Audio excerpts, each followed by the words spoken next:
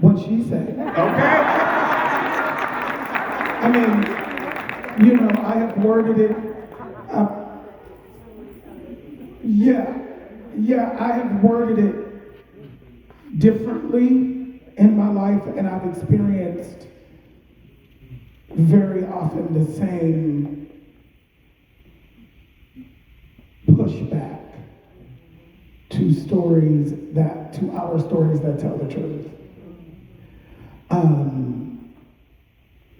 And I'm going to take these words, I haven't been able to put them in such a succinct manner. I've been speaking of hope and change not being blind anymore. I no longer have blind hope. I'm not blinded by the promise of America anymore. I'm not blinded by any of it. And unfortunately, some of our leaders still are. And it's time for us to hold those leaders accountable.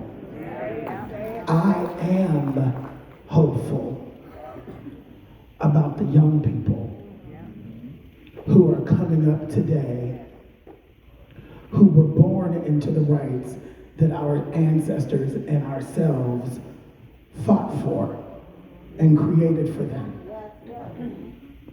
They don't know about the separate fountains.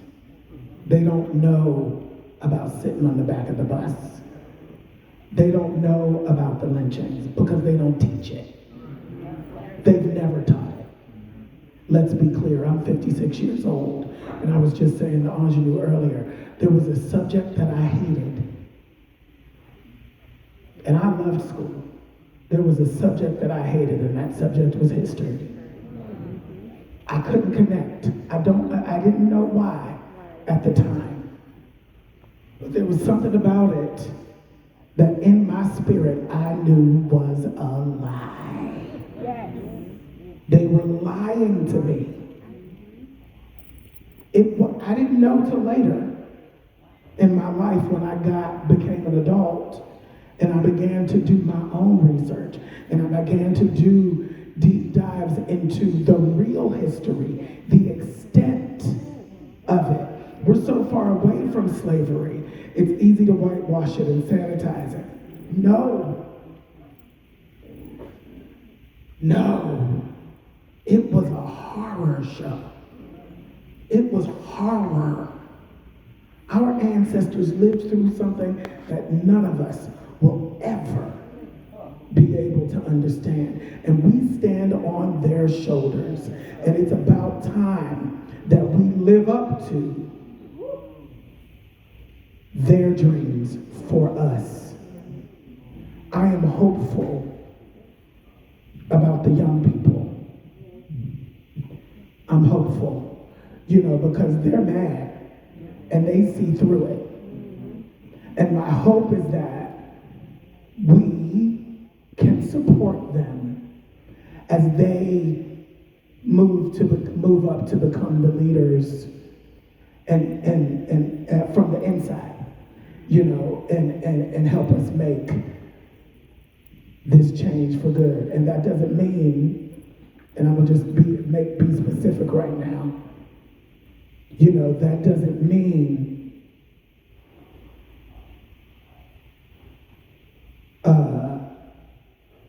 getting online and acting as if Lindsey Graham was a good person.